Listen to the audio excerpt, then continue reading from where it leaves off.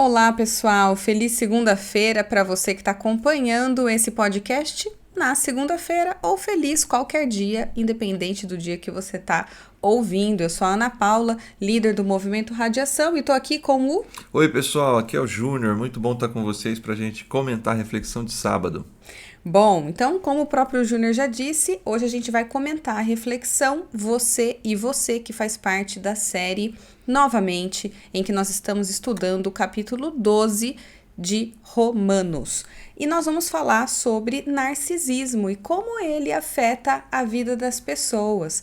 Nós queremos conversar sobre os efeitos colaterais e os efeitos reversos do narcisismo na vida das pessoas que estão ao redor da gente e que se admira demais. Vem com a gente!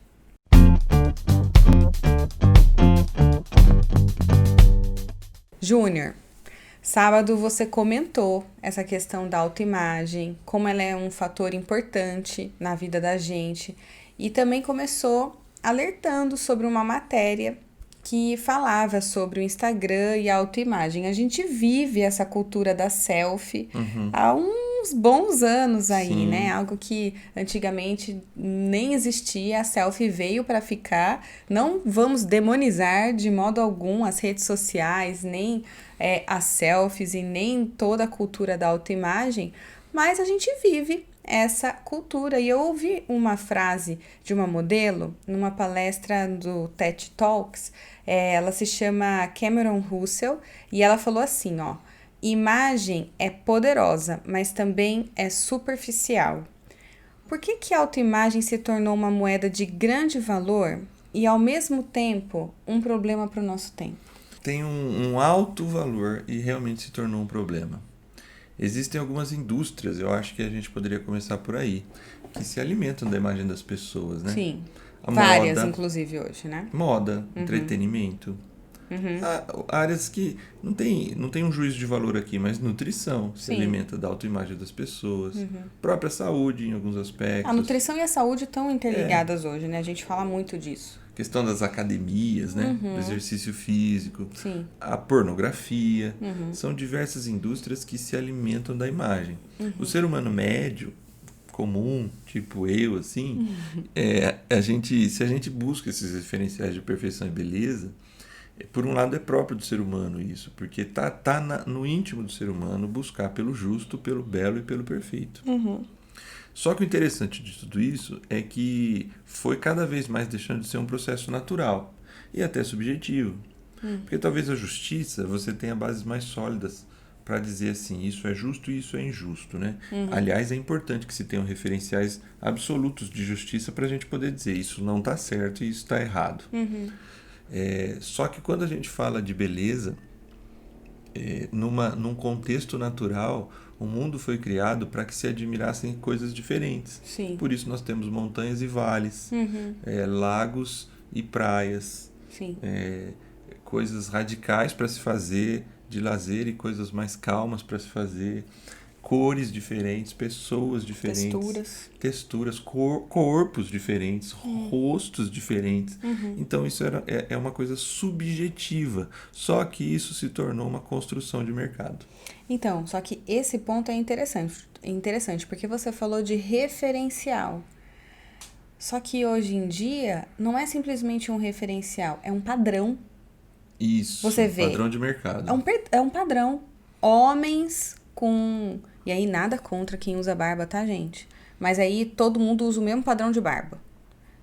E aí eu vou falar dos homens aqui, tá? Porque você falou bastante das mulheres, e eu concordo, tá todo mundo com a boca igual, com a testa igual, né? Com a barriga não, porque é mais difícil. A gente tenta, mas é difícil. Mas o que é mais simples da gente conseguir é a tal da harmonização facial. Um monte de artista voltou pra trás, né? Então, assim... E aí, falando dos homens...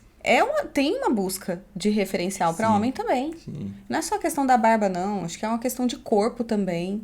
Do que é ser o homem, né? Sim. Então... Não quero só falar das mulheres aqui, não. Por favor. Não importa o gênero. O detalhe é que a gente hoje vive uma construção de mercado. De novo, né? a rede social ou a mídia que nos conecta é também a mídia que nos controla. Sim. Essa modelo, a Cameron Russell, ela cita também nessa palestra uma outra frase, que as fotos, ela diz isso, a foto não é a pessoa, mas a construção de muitos profissionais. No caso dela, né, maquiadores, iluminadores, fotógrafos, editores. Assiste depois esse TED Talk, se você quiser, você que está ouvindo a gente. E ela mostra a foto que ela bateu dentro de um estúdio e horas depois a foto dela comendo um lanche. Uma menina ingênua, normal, comum, média, como qualquer outra. Mas na foto, um mulherão. É. Só que ela mesmo fala dela. Isso não sou eu, é a foto. É algo superficial, como ela disse. Então, assim, a foto que era algo pessoal, álbuns para a gente ver em casa e ter memória, ela se tornou um valor inigualável de exposição, né? E isso virou um problema, porque alcançar esses ideais se torna uma obsessão de muita gente que entra numa paranoia de não ser o que gostaria de ser ou não ter o padrão que é exigido. E aí é onde tem a maior parte das insatisfações, né? Sim.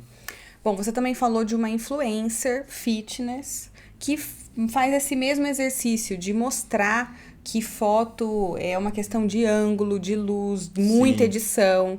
E nós temos 70 milhões de brasileiros hoje que são expostos às redes sociais e a esses padrões. Isso faz parte da nossa cultura, como a gente está falando até agora. É quase impossível viver fora dela. Eu fico sonhando o dia que a minha empresa vai colocar um filtrinho de maquiagem no programa que a gente usa, tipo Zoom, assim. Para participar de uma reunião? Por favor, para colocar, para não ter que ficar todo dia maquiando, escondendo uma olheirinha aqui. Veja, seria mas ótimo. Isso realmente pode ser um benefício, mas você percebe como isso pode causar um problema sério?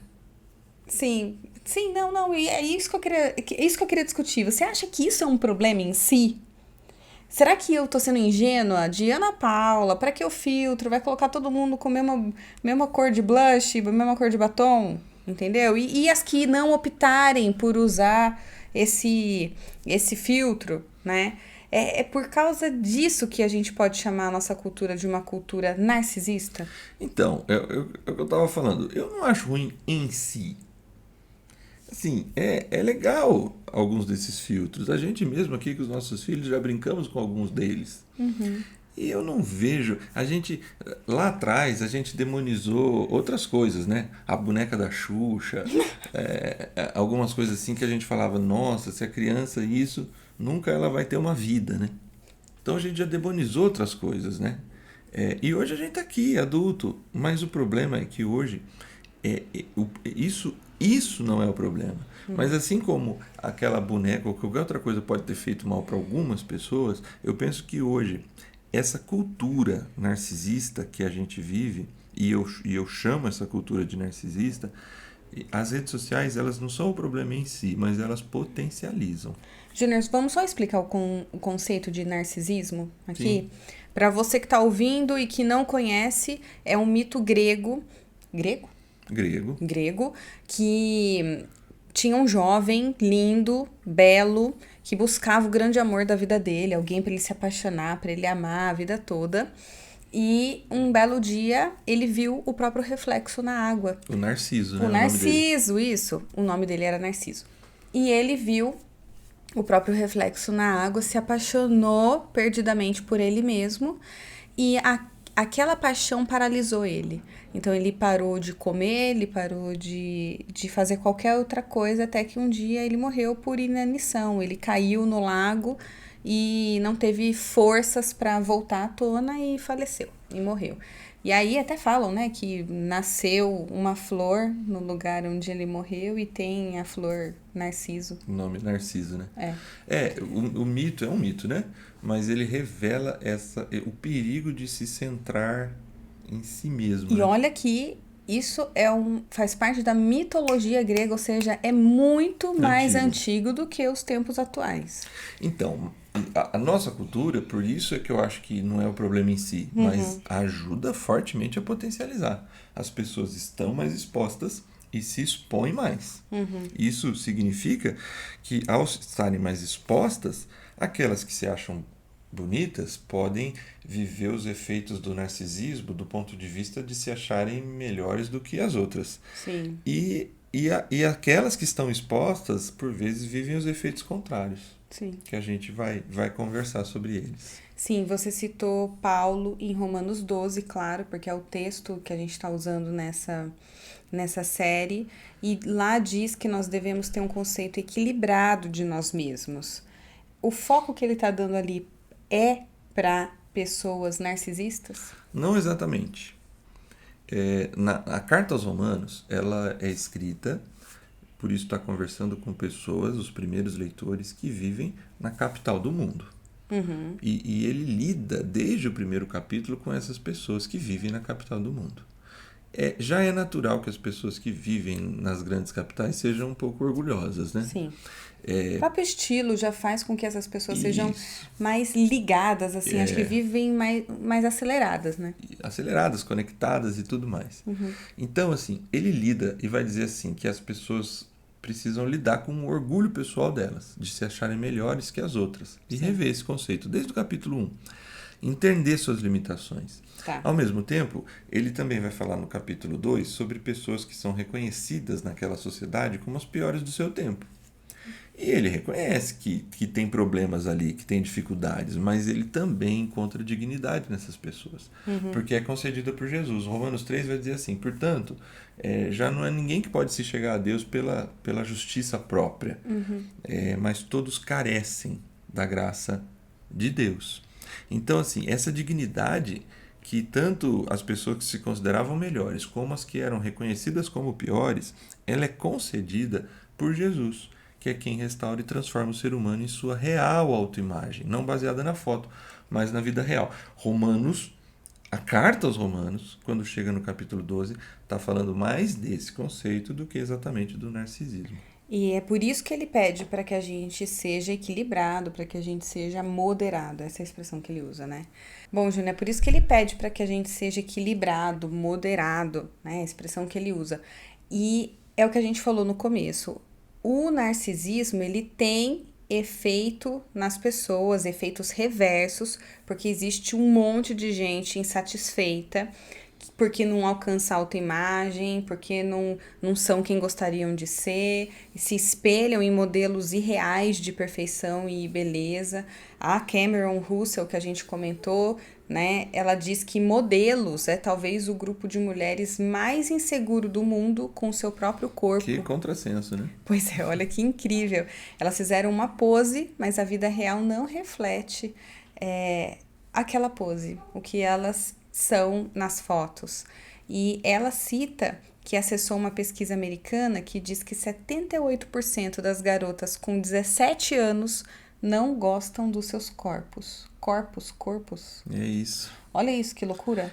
Eu acho que esses são os efeitos reversos que conduzem ao que a gente poderia chamar aqui de narcisismo ao contrário. Mas, Júnior, justamente na fase da autodescoberta. Exatamente. Justamente na fase que você tá ali com muitos dilemas, não somente um dilema com o corpo, mas você tá se descobrindo, você tá descobrindo o gosto, você tá se revelando para o mundo, você tá abrindo de fato, saindo de uma infância, apesar de ser 17 anos, as coisas hoje acontecem muito mais rápido, mas ali tá acontecendo amadurecimento, as principais talvez escolhas dessa faixa etária em que está escolhendo profissão, que estudar, se vai estudar, se não vai, briga com amigo, onde os amigos têm um peso muito grande. Olha que peso para uma garotada de 17 anos ter um padrão em que você não tá nem com o seu corpo formado ainda. Você não terminou de desenvolver o seu corpo. 17 anos, você tem muito para desenvolver de corpo ainda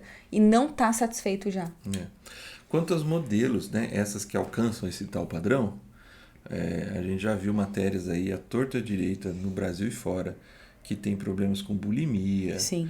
diversos problemas emocionais para conseguir chegar naquele padrão e viver dentro daquele mercado. Sim. Então, realmente, esses efeitos reversos, eles acontecem nos narcisos assim, padrão, né? Aqueles que chegaram no padrão, porque isso não gera a tal da felicidade, assim, esse sentimento de tudo equilibrado.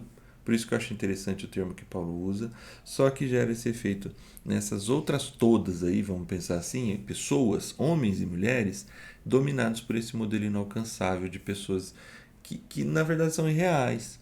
Quando a gente estava falando aqui, por um momento na minha cabeça veio a Gisele Bündchen, né? Imaginando que a Gisele Bündchen tem algum problema com ela mesma.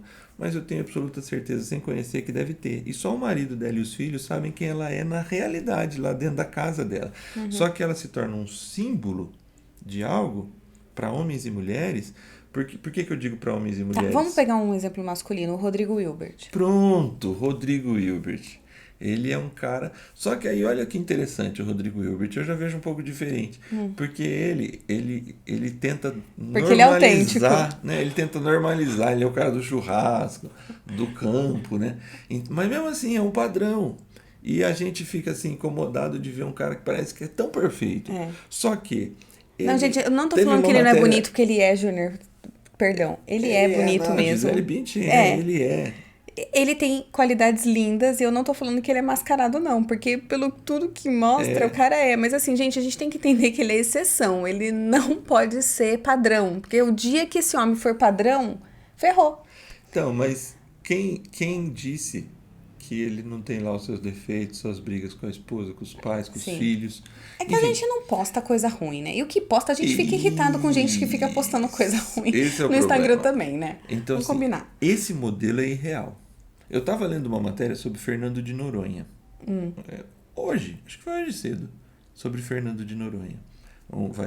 Vai ter um reality contando a vida dos caiçaras, do pessoal que mora em Fernando de Noronha.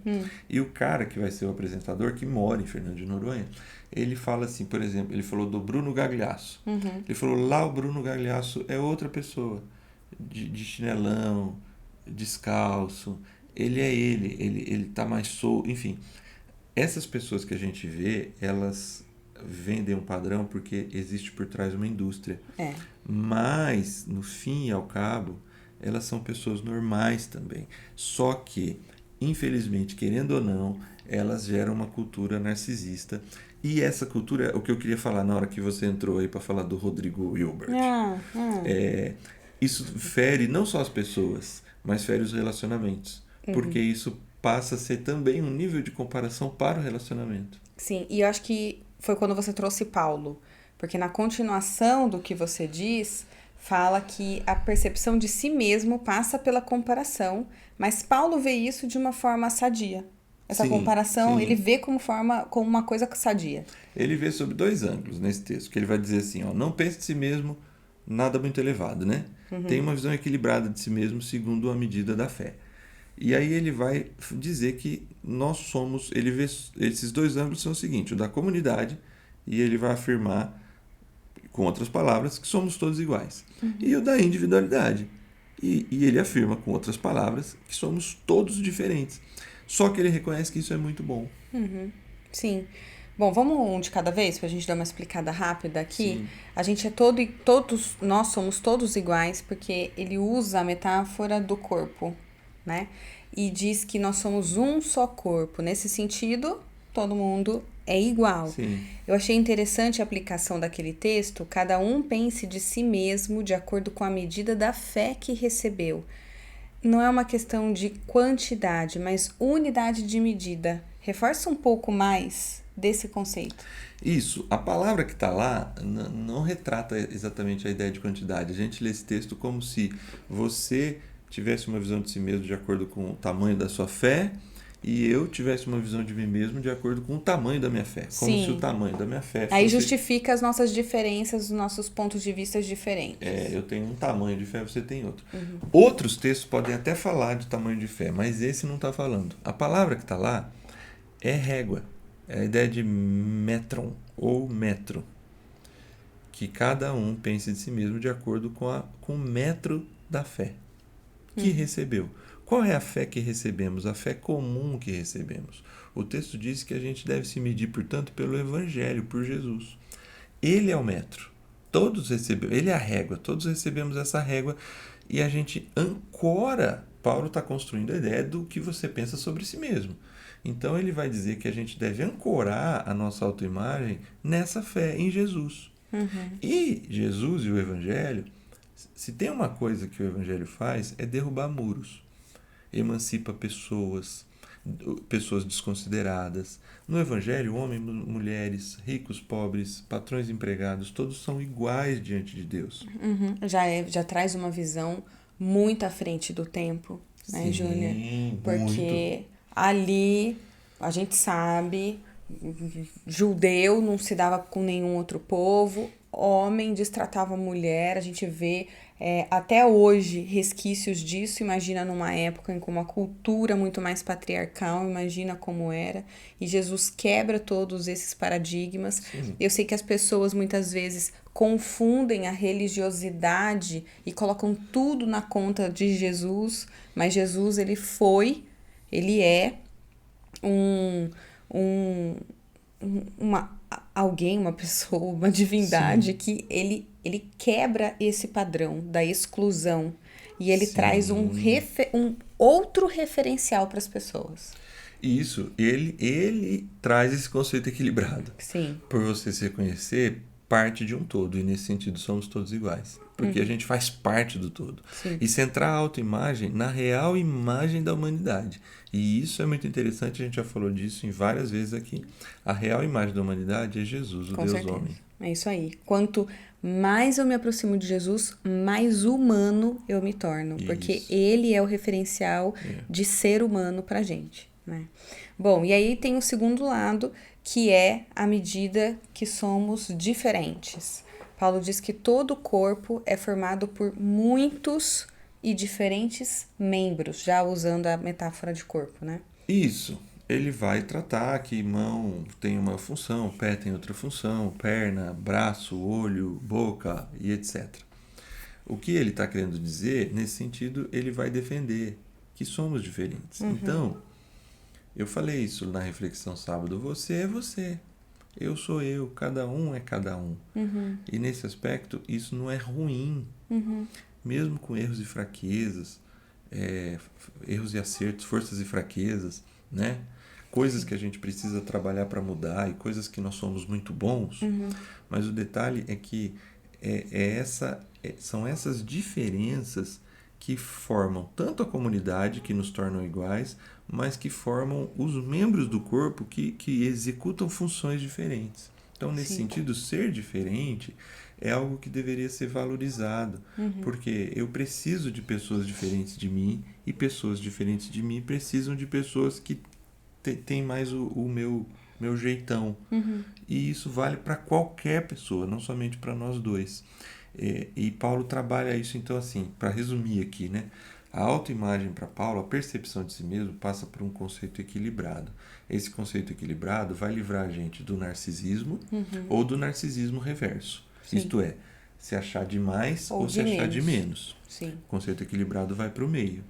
E esse conceito equilibrado passa por uma compreensão maior de que fazemos parte de um todo, de uma comunidade, e que as nossas diferenças somam e não dividem.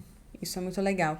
E aí, pra gente finalizar, essa semana, um dos nossos líderes, o Ale Fiel, ele trouxe uma reflexão no Instagram dele que eu achei bastante interessante, do quanto que a gente é conformado com aquilo que a gente tem. E ele fez uma discussão muito bacana, pena que eu acho que não tá mais disponível, porque foi nos stories, Eu não sei se ele gravou. Mas, e ao fim, ele traz até um amigo para comentar e tal, mas o lance de ser grato por aquilo que você tem. E sempre trabalhar, óbvio, né?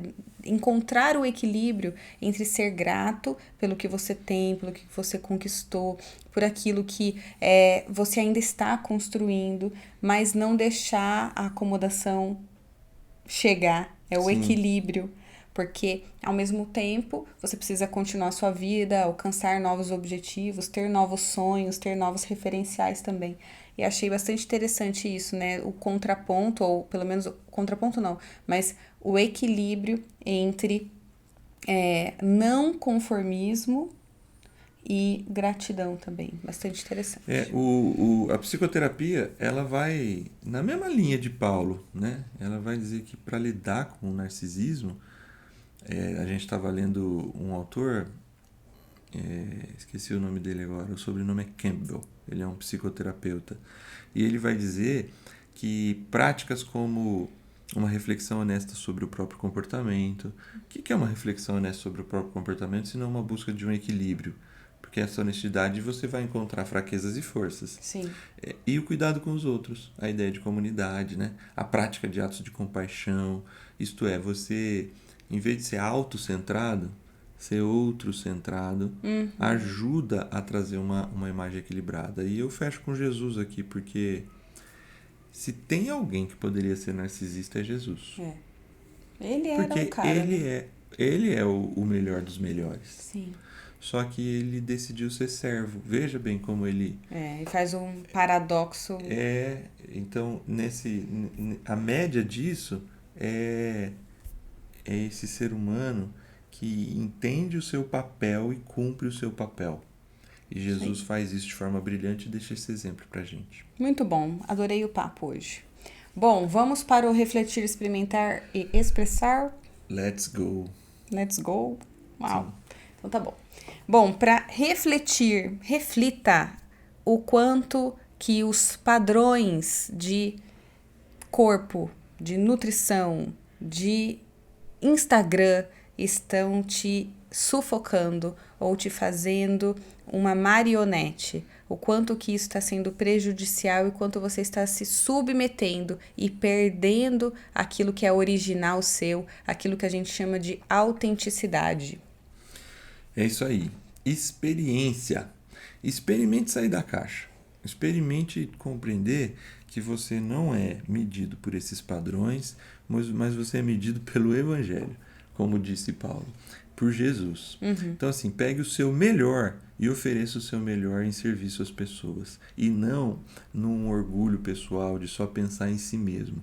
E pegue as suas coisas mais deficientes e lide com ela com mais doçura e, ao mesmo tempo, sim, buscando transformação, porque a gente pode, sim, a cada dia ser mais parecido com Jesus. É isso aí, você já até emendou no expressão, porque se parecer com Jesus, refletir a luz de Jesus é a melhor forma de expressar para o mundo um padrão que não vem para sufocar, um padrão como a gente viu nos primeiros versos de Romanos 12, na reflexão passada, de não vos moldeis a esse mundo, mas transformai-vos pela renovação da mente. Se deixe moldar pelo padrão de Jesus, que é um padrão de liberdade, ao contrário do que a religiosidade prega. Sim. Nesse sentido, eu acho que eu até mudaria a expressão que eu usei. Não é nem autocentrado, nem outro-centrado. É o quê? Mas é Cristo-centrado. Adorei. Pessoal, excelente semana a todos. Que Deus cuide de você, da sua família, que seja uma semana ricamente abençoada por Ele. Tchau, pessoal. Falou!